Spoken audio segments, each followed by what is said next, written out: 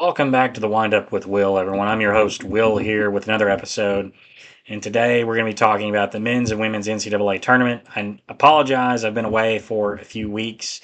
We got a lot to get caught up on, so I'm just going to do a quick video briefly recapping both the men's and women's tournaments. And tomorrow, hopefully, I'm going to get a video out about my NFL mock draft. And hopefully, by this next weekend, I'll have a video about the playoffs for the NHL and NBA. And hopefully you'll forgive me that I'm making my predictions video a week into the playoffs. I meant to get this out sooner. I've been busy.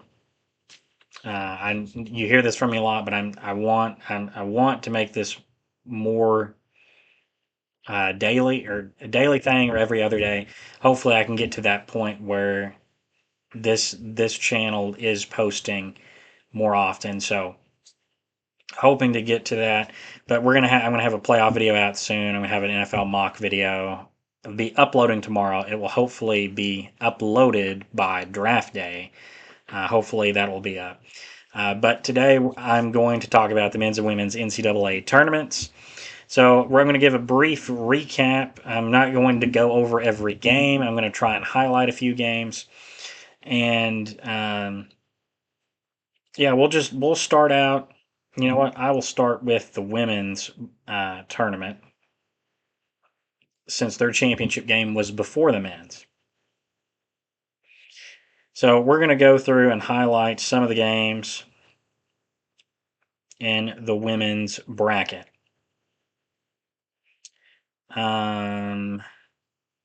There was not a ton of upsets in the women's bracket. You know, this is, the men's and women's tournaments are vastly different in terms of, I think maybe you would argue skill level from team to team. In the men's, it seems like teams at the bottom can beat teams at the top a lot easier than it is in the women's side. In the women's side, tends to be a lot of blowouts, especially in the early rounds. Unfortunately, my Murray State Racers did not win our first round game against Iowa. I know in my bracket here, I have both my brackets. I had Murray going on a really great run to the Sweet 16. That didn't turn out correctly, unfortunately. I just felt like that they matched up well, and I know Iowa kind of had a down year. They lost. Everyone knows Caitlin Clark from last year, but they lost Kate Martin and some other key players that were good shooters. And I guess I just did not realize how good Iowa was. They just wiped the floor with us, 92-57. And Murray State's best player, Caitlin Young, she's way up there all time in scoring in Division One history. I think she's 14th all time in Division One scoring in women's history, over 3,000 career points, and she got injured early in the third quarter when to end the first half, Murray was like down 5, and then all of a sudden Iowa goes on a run and is up 12 with like under a minute to go. They go on a run and go up 12. And then to start early on in the third quarter, Caitlin Young gets hurt, leaves the game, never comes back. That took a huge wind out of the sails because clearly Murray's best player. And then our other big, Ava Learn, fouled out later on in the same quarter.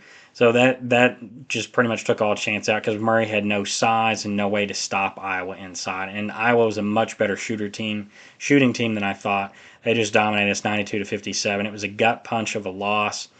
But I'm excited for what Coach Turner is building in Murray State with the women's program. I very much look forward to seeing where she takes the program, and I expect them to perhaps make it back there next year. They've reloaded really well and got a lot of great talent in the transfer portal and some good recruits coming in that are going to be freshmen. So I think Murray's women are going to be just fine, and they could be back in the tournament again next year. So I'm just going to go through a few games. I'm trying to remember if there was any. There was one upset. I did pick this in my bracket, I believe. What region is this? I did pick this one correctly. In the first round, Mississippi State 9 seed beat 8 seed California, 59-46. It's not a huge upset when it's an 8-9, but still it's an upset. There was at least I picked this one right in one of my brackets. South Dakota State over Oklahoma State, a 10 seed over 7. That was a pretty big upset. Indiana, a 9 seed upset Utah at 8. Oregon, a 10 seed beat Vanderbilt at 7.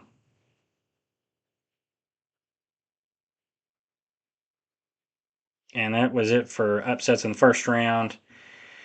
In the second round of the women's, you had Ole Miss beat Baylor. Technically, an upset's 5 over a 4, but both of those are good teams. I believe that I have that one picked correctly in my bracket.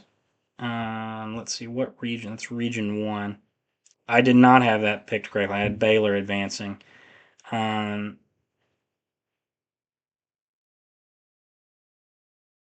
there was another. Oh, Kansas State over Kentucky.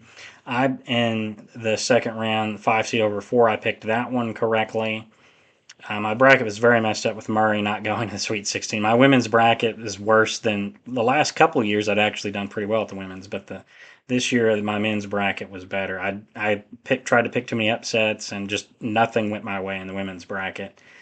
Um, Oklahoma avenged Murray for me, beating Iowa 96-62 in the second round. I can't imagine what the score would have been if we would have played them. Oklahoma is massive. They've got some tall girls there. Um, it would have not been a pretty game for us. Tennessee upset Ohio State in the second round, 82-67. Notre Dame and Michigan squared off, rivals on the gridiron. But in basketball, I don't know how much they are rivals in women's basketball, but Notre Dame beats Michigan and advanced to the Sweet 16. TCU beats Louisville. Their star player Haley Van Lith formerly played at Louisville and helped Louisville reach the Sweet 16. And after reaching the Sweet 16 with TCU, she's reached the Sweet 16 with 3 different programs with Louisville, LSU, and TCU. College sports is a crazy world right now. Sets up the Sweet 16. TCU beat Notre Dame. I'll go through all the Sweet 16 games. TCU beat Notre Dame. I had Notre Dame in my championship in both of my women's brackets, so that messed me up. Texas beat Tennessee. Duke beat North Carolina. That was a rivalry matchup. South Carolina beat Maryland. UConn beat Oklahoma. USC over Kansas State. LSU has kind of the upset over NC State. So 3 over 2, but technically it's an upset. And then UCLA over Ole Miss gets us a rocking Elite Eight. UCLA over LSU. UConn over USC, which Juju Watkins, their star player, tore her ACL, I believe, in, was it the Big Ten championship game?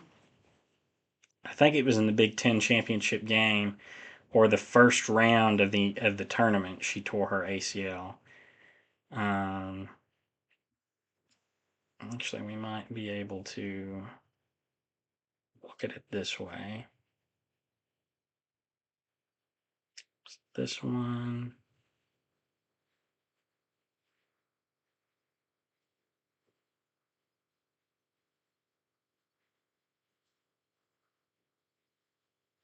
Maybe it wasn't an ACL. Was it? No, it was the second round of the NCAA tournament against Mississippi State. She tore her ACL. So after that happened, it kind of shot USC's chances because she's their best player. I mean, it's still a good team, but you lose your best player, it's hard to recover from that. And I had them in my Final Four, so that was kind of unfortunate for me. But UConn beat USC. You had South Carolina over Duke and Texas over TCU in the Elite Eight. Going to the Final Four, we had UConn over UCLA and South Carolina over Texas. Both of these were blowout games. They were hard to watch. I watched part of them that got to the blowout part, and it was not fun to watch. I was really hoping to have UCLA and Texas in the final. I think Texas won it many years ago, and UCLA I don't think has ever won it in women's. So it'd been nice to see some different teams in the final, but we get a rematch of several years ago of UConn and South Carolina, and UConn dominated South Carolina in this game, winning 82-59 to win their 12th NCAA championship at the women's level. It's just these are two blue blood programs in the women's game. these two could be in the final again next year. It would not surprise me. But great season of women's college basketball. I wish we had different teams, but Paige Becker is quite the story coming back from an ACL injury a few years ago to being top of the world, winning the championship, and she ended up going number one in the WNBA draft. Exciting stuff for her going to the Dallas Wings. If only Dallas still had Luca, they might be the basketball capital of the world right now. But that was the women's tournament. I'm going to go over to the men's tournament now. I follow that a lot more when after I will admit after Murray lost in the first round, I lost a lot of interest in watching the women's. I was really excited, but the way Murray went out, it was hard. When your team loses, it's sometimes hard to get excited about the remaining games. We're going to go over to the men's bracket. There was a lot more upsets in the men's, and the men's tournament was entertaining. But I will say the fact that we didn't have as many upsets, the women and the women's is expected. You're not going to have a ton of upsets, but in the men's, that's one of the great things about the tournament is there's so many upsets and teams going on Cinderella runs. It's fun to watch. It's fun to follow, and we just didn't have that this year. And I think that took away a little bit from the tournament, even though ratings were super high. But it's because you had a bunch of big name teams make it farther in the tournament. So in the first round, I'm just going to go through some of the upsets. Creighton beat Louisville. I know it's 8-9 again, but it's technically an upset. And they beat them by 14 points, 89-75. Um, North Carolina won their play-in game. As I mentioned in one of my previous videos, it was kind of controversial for them to make the tournament, but they won the first four in game. I had them in my bracket going on a bit of a run. Oh, I should mention in my women's bracket, my final four, I had UCLA, USC, Duke, and Notre Dame, and I had UCLA over Notre Dame in the final. That didn't turn out correctly. In my men's bracket, I had the final four of Michigan, Florida, Duke, and Tennessee, and I had Duke over Florida in the championship. That didn't work out either, but my men's bracket was a lot more accurate than the women's, and I still had a chance to pick the finals right. It didn't work out. North Carolina going a little farther in the bracket. I think I had them before I had them going. I had them going to the Sweet 16. I had them going on kind of a run, just kind of in spite of the people saying they shouldn't be in. And not because I like North Carolina, but because that just seems to be how it goes sometimes, that there's a team that everyone's like, they shouldn't have made it, and then they get in and then they go on to some kind of run. Happened with George Mason in mid-major many years ago. They went on a run to the Final Four. But that's what I kind of thought North Carolina would do, and they didn't. Ole Miss beat them. I also picked Lipscomb to go on a miracle run to the. Well, no, I guess I had them. I only had them in the second round. I thought I had them. Maybe in one of my other brackets, I had them on the run to the Sweet 16. Yeah, and in my other bracket, I had them on a run to the Elite Eight. But they didn't. They didn't upset. New Mexico was an upset. 10-7. They beat Marquette. That was an upset. Colorado State beat Memphis. I actually picked that one. I was expecting them to win that game. Memphis just seemed like they were kind of a border top 25 team. Colorado State was really good and a pretty solid Mountain West conference, so I figured they might win that game. I picked Drake to beat Missouri. That was another upset that hit. Drake beating Missouri 11 over a 6. They ended up losing the next round to Texas Tech, who's a really good team, but it was a good first round upset for Drake. And then Arkansas with the upset over Kansas in the first round, 10 over a 7. And then they upset in the second round St. John's at 10 over 2. It was Calipari versus um, Rick Pitino there. Great rivalry between those two coaches, and then they get to meet up in the second round. And that hurt not only my bracket because I had St. John's in the Elite Eight, but it hurt a lot of people's brackets. Just because St. John's is a really solid team, a really good team this year, really good coach. And Arkansas just, they did not have a great year, but they had enough top 25 wins and enough quality wins to make it in, even though, in my opinion, they should not have been in. They get in and they go on the run to the Sweet 16. Some other upsets: Baylor upset Mississippi State. It's a 9 over an 8, but it's an upset technically. McNeese beat Clemson. That was kind of the story. Is they upset Clemson. Their head coach was a graduate of Clemson, and now he is taking the head coaching job at NC State. And he's also taking the manager with him, who's getting an NIL deal there. I'm not joking. That is legit happening. And those are the upsets in the first round. I think in the second round, Arkansas beat St. John's. That was an upset. Ole Miss beat Iowa State. That really hurt me too. I had Iowa State. How far did I have Iowa State going?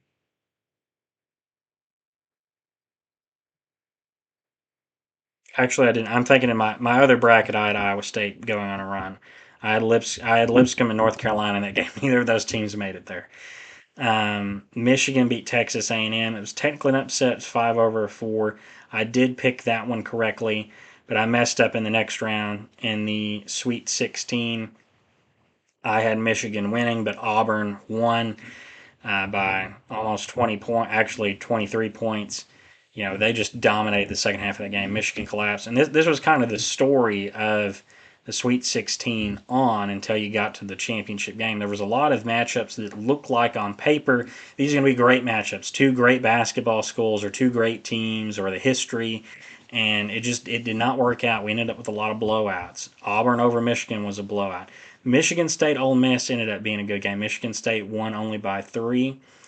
Florida ran away from Maryland, and Maryland had a great buzzer beater win against Colorado State in the second round. So that if you want to watch some highlights, go watch that game. That was a great game. I watched the end of that. Texas Tech beat Arkansas and got the team who did, and it took overtime, but they got the team who didn't deserve to be in the tournament. They eliminated them. Duke beat Arizona in the Sweet 16. Alabama beat BYU. They blew out BYU.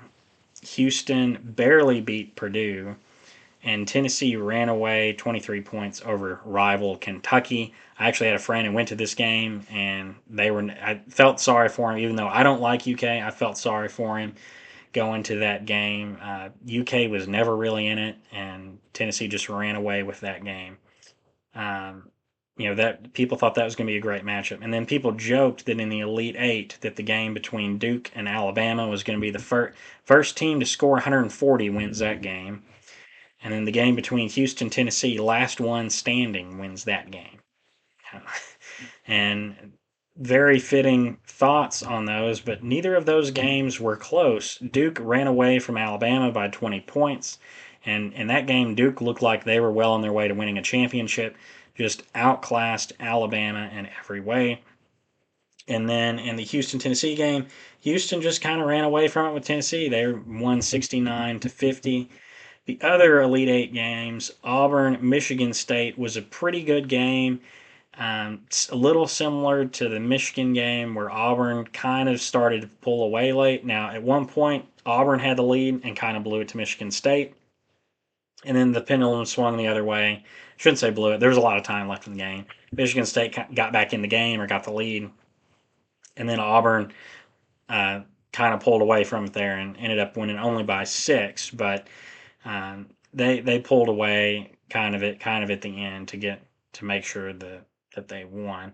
And then Florida beat Texas Tech 84-79, setting up our Final Four of Auburn versus Florida and Duke versus Houston. Florida won against Auburn 79-73, and Houston had a miracle for the ages against Duke to win 70-67. They were down 5 points with I think a minute to go, 30 seconds to go, and won the game.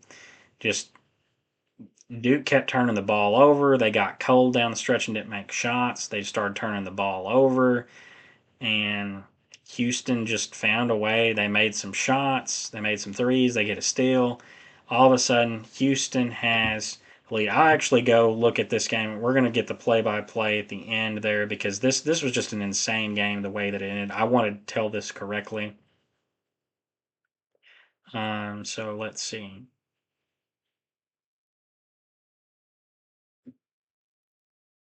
With a minute 14 left, Duke was up 6. Houston hits a three-pointer.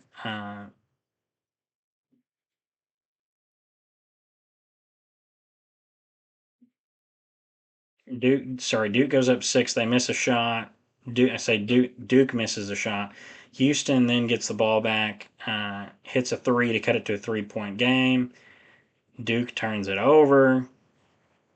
Houston makes a 2-point tip in with 25 seconds to go.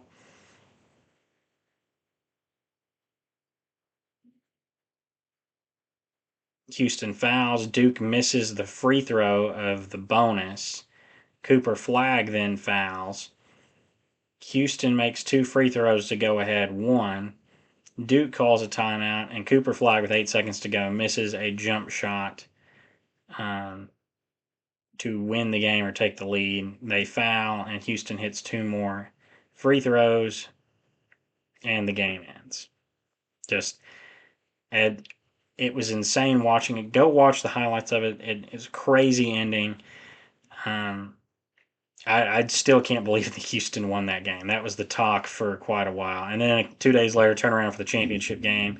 You've got Florida versus Houston, and you have Florida winning 65-63. It was a great game. Houston had a chance at the end to take the game-winning shot, and they couldn't get the shot off.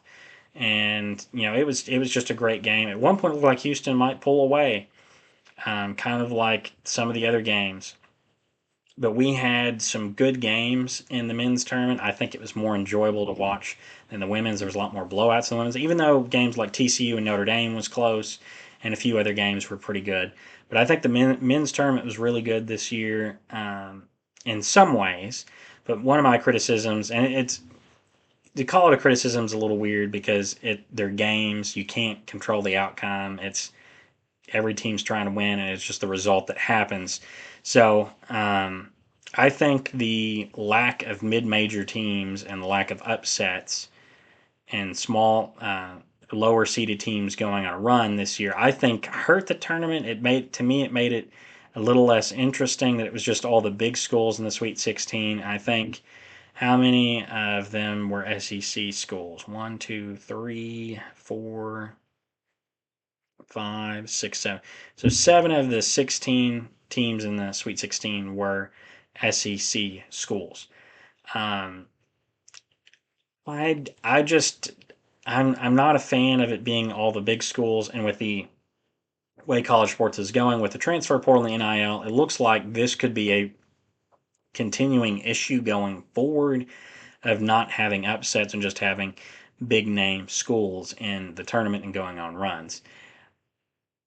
Now, the NCAA and the powers that be might not see that as an issue because they're making money on this at the end of the day, so they don't care who makes it as long as it means more money. But I think the fans probably do care some because seeing the upsets is always the cool part, and it seems like the way it's going with the NIL that the powers that be, the bigger schools, they have the control of everything in their hands, and it's an unfair advantage to the small schools. So that's going to be an ongoing conversation going forward. I mean, it might not happen. I hope it doesn't happen because I would like to see smaller schools because I'm a fan of one, a Murray State fan here. I'd like to see them continue to go on runs, whether it's Murray State or other small schools. I'd like to see those guys, the little guys, advance and go on some Cinderella runs. That's always the cool part of March Madness for me. But that's all I've got for this video. I'm sorry I didn't upload this sooner.